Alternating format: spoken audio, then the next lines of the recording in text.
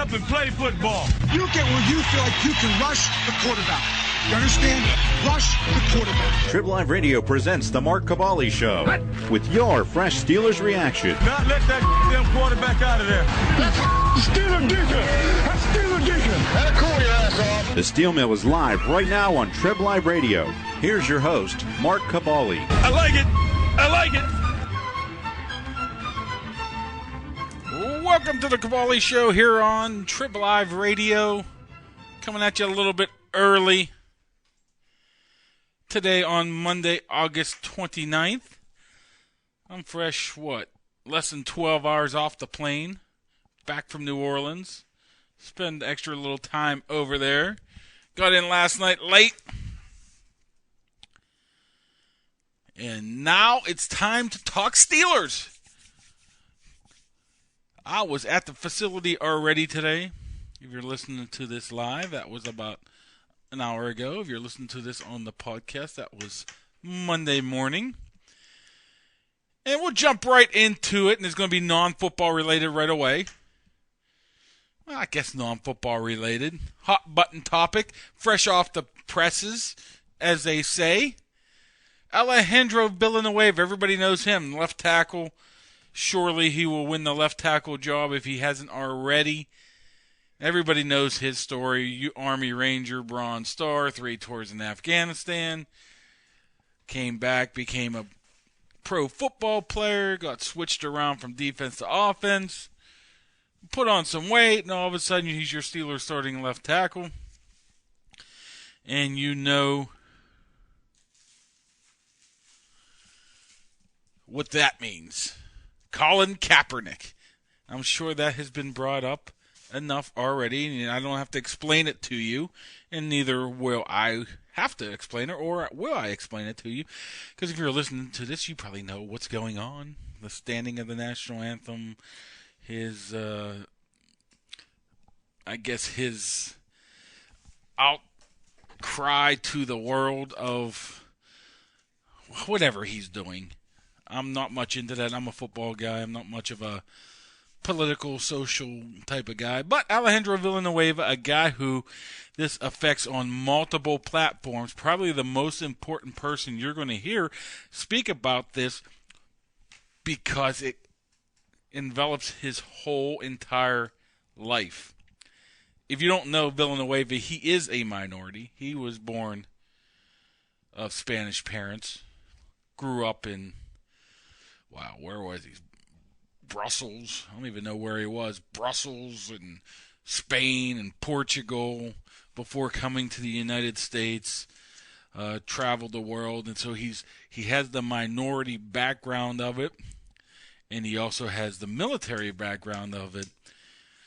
So you know darn well that he's very important of the way he talks about it. He did not want to talk about it, and that's the most interesting thing.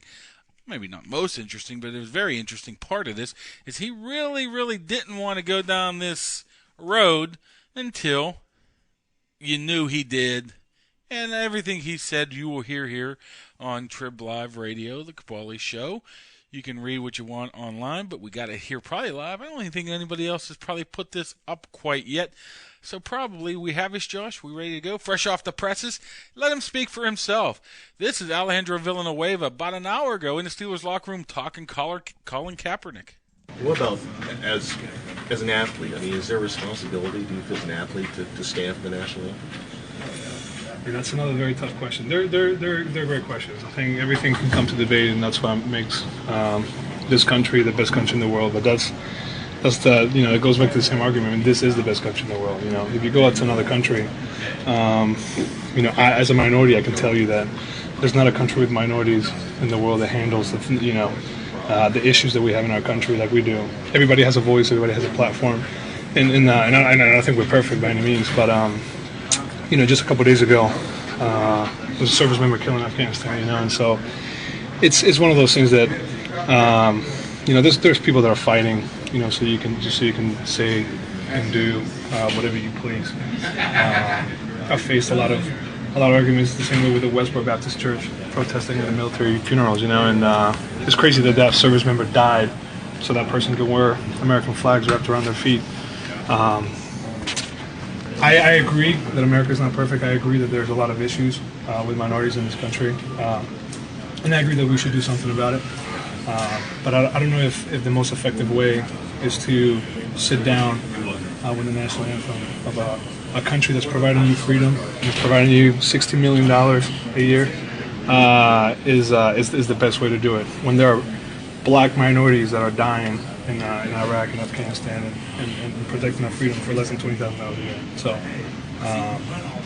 it's his decision. Obviously, he's brought up the issue in a great way, but I think if he encourages other players or other people in the stands to sit down, it's going to send the wrong message. And I think he's got to be a little more careful and look at the big picture of the things that he's doing.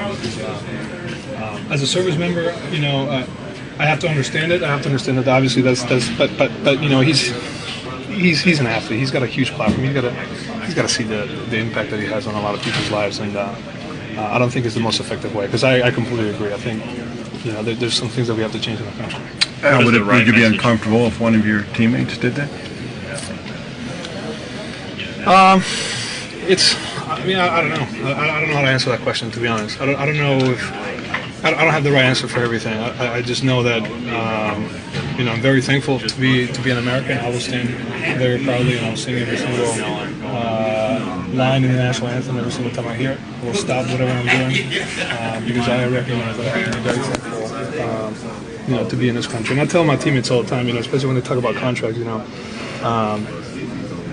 I'm one of the cheapest left tackles in the NFL. I always tell everybody, just by being an American, I've won 3 lotteries. If you have a little bit of money on top of me, that means you've had 3.5 lotteries on top of me. So I've been very fortunate in my life to travel a lot, and so so I see what it's like in different countries. I've experienced the true racism, for example, that happens in Europe with a lot of minorities, and so it's very difficult for me to be here in America, as grateful as I am, in the best country in the world, and have people, not be policed about it. But again, we have a system that allows people to do that, and so we have to respect it, and we have to understand that people are trying to express their voice as well. Does this at least spark a healthy discussion, do you think? It's a very good question. I'm not sure. I'm not sure if it's a healthy discussion. Because I don't really have a lot of discussions outside the building about this issue. I think he's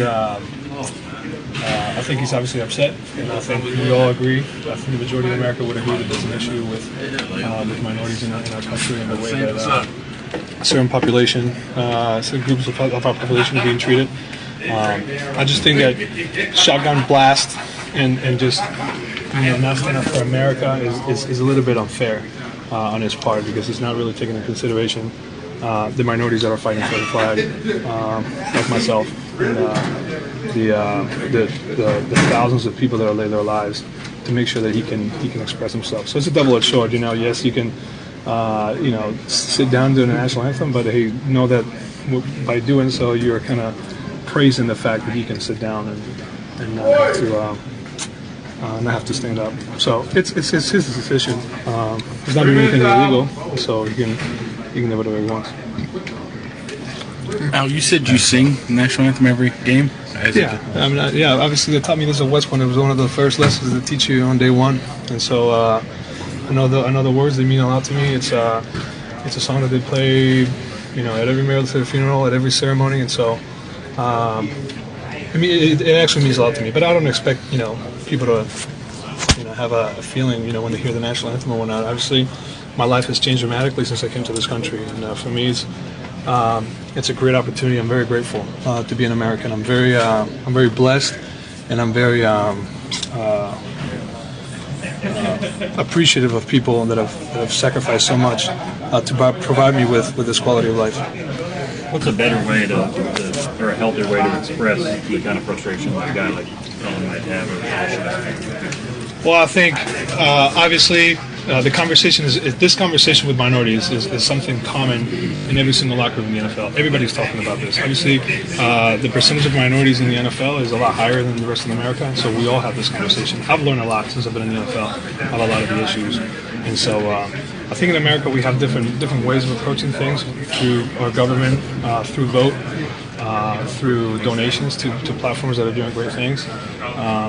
But whenever you include the entire country in one of those protests, I think you might mislead some people that truly wake up every single morning trying to give everything, including their lives, to protect this country. And so, it's just a little bit unfair to group everybody under that category. And so he made his decision. I don't think it should be a really big deal, but he's a star. He's a quarterback that we all know. He's a person that is making this public, that is doing it on social media. And so I don't know if he's trying to have more people sit down to the national anthem or have more players sit down to the national anthem. But I think it's something that he might want to reconsider in terms of what he's actually trying to achieve. I will be the first one to hold hands with Colin Kaepernick and do something about the way minorities are being treated in the United States, the injustice that is happening with police brutality, the justice system, inequalities in pay and education. I'll be the first one, but you can't do it by looking away from the people that are trying to protect our freedom in our country in this situation.